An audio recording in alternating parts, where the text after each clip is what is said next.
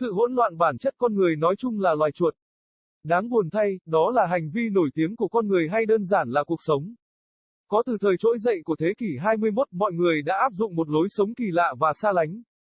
Chúng ta sống cuộc sống của mình với những danh sách việc cần làm bị tắc nghẽn, bàn làm việc lộn xộn với những bản ghi nhớ đã có từ 5 năm trước và máy tính để bàn nhồi nhét những tập tin đã được sử dụng từ lâu và chúng ta tự lái xe đi làm hàng ngày. Vào mỗi buổi sáng vào phút chót, sau đó, trong khi bạn đi du lịch bạn nhìn thấy gì? Giao thông, chúng ta làm gì khi thấy xe cộ qua lại? Hãy thực tế, chúng tôi nguyền rủa mỗi người mà không biết rằng đó thực sự không phải là lỗi của họ. Chả thật là một cuộc sống. Nhiều người có cảm giác bỏng rát này trong đầu khi họ nghe thấy sự thật. Một lần tôi đang lái xe đến nơi làm việc 10 phút và tất cả những gì tôi có thể thấy là giao thông. Giao thông ở đây, giao thông ở đó, giao thông ở khắp mọi nơi.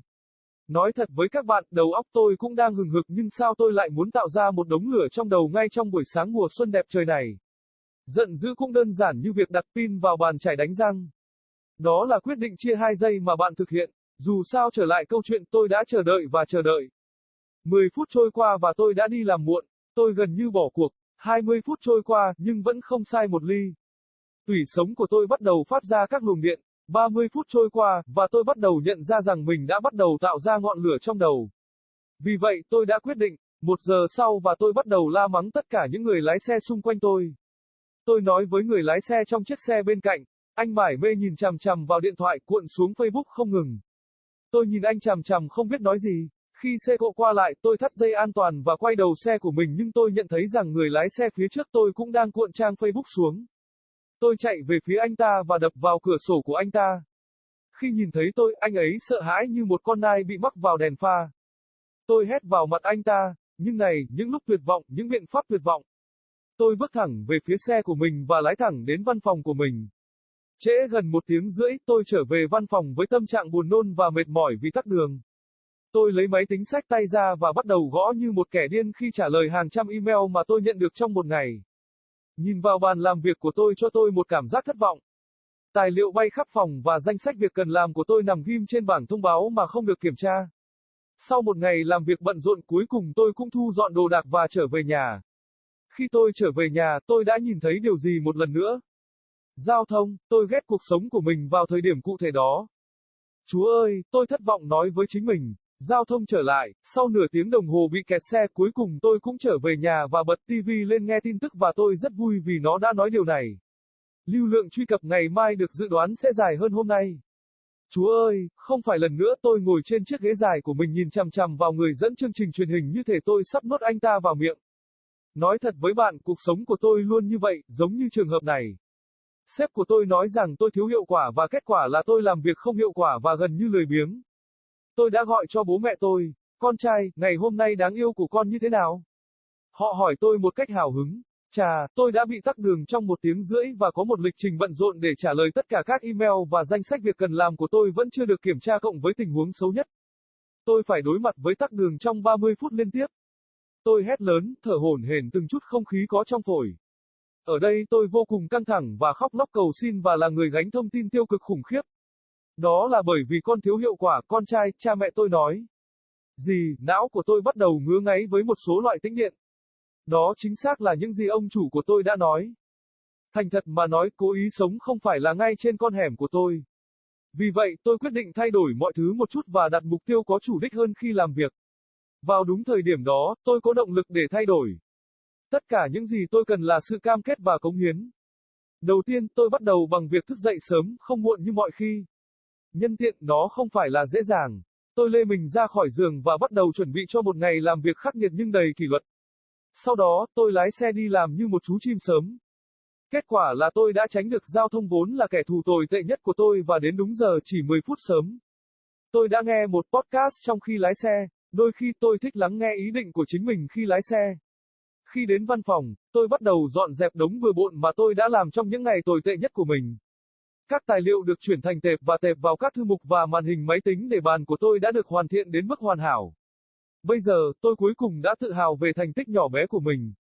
Bước vào phòng, tôi thực sự tự hào vì cả bàn làm việc và màn hình máy tính của tôi đều gọn gàng và ngăn nắp.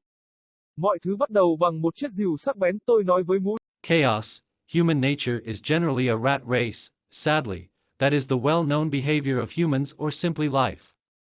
Dating back to the rise of the 21st century, people have adopted a weird and alienated lifestyle. We live our lives with clogged to-do lists, messed up desks with memos that dated back 5 years ago, and the desktop crammed with files that were used ages ago, and we drive ourselves to work every day, every morning at the last minute. Then while you travel, what do you see? Traffic. What do we do when we see traffic? Let's get real. We curse every person, not knowing that it is actually not their fault. Well, what a life. Many people get this burning sensation in their minds when they hear the truth. Once, I was driving 10 minutes into work and all I could see was traffic. Traffic here, traffic there, traffic everywhere. To tell you the truth, my mind was burning too, but why would I want to create a bonfire in my head right in this beautiful spring morning? Anger is as simple as putting a battery into a toothbrush. It is that split-second decision you make. Anyways, back to the story. I waited and waited. 10 minutes passed by and I was already late to work. I almost gave up. 20 minutes passed by, but still not an inch.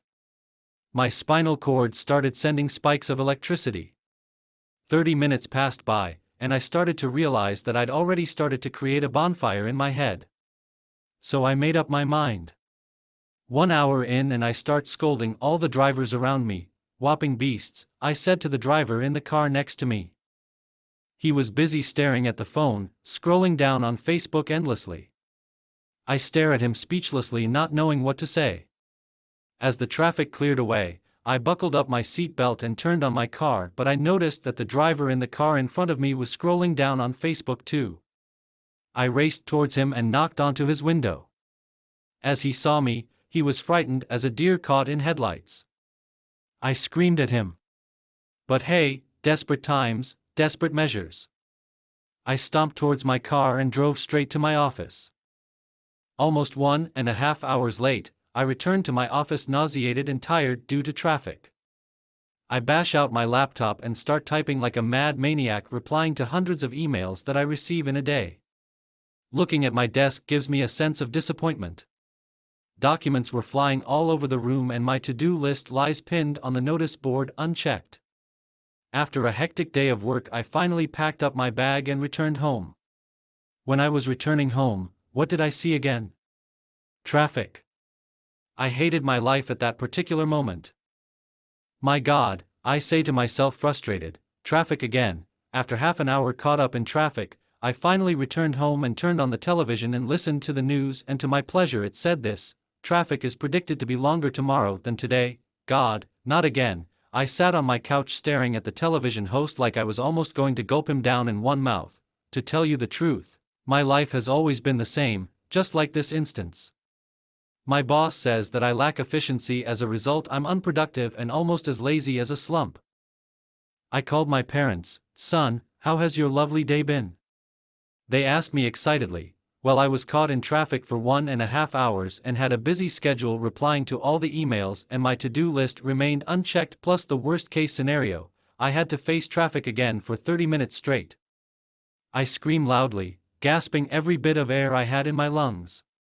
Here I am extremely stressed out and crying for mercy and being the awfully negative information bearer. It is because you lack efficiency, son.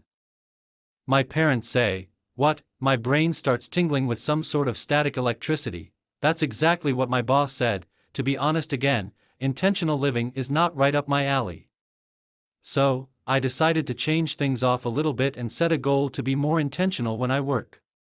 At that exact moment I got the motivation to change. All I needed was commitment and dedication. First off, I start off by waking up early, not late as usual. By the way, it was not easy. I dragged myself out of bed and started getting ready for a harsh yet disciplined day at work. Then I drive off to work just like an early bird. As a result, I avoided traffic, which was my worst enemy, and arrived right on time, just 10 minutes early. I was listening to a podcast while driving. Sometimes, I like listening to my own intentions while driving. As I arrived at the office, I started cleaning the mess I had made during my worst days. The documents were slipped into files and files into folders, and my desktop screen was boiled down to absolute perfection. Now, I was finally proud of my tiny achievement. Walking into my room, I get a real sense of pride that both my desk and my desktop screen are neat and tidy. Everything starts off with a sharp axe, I said to Mice.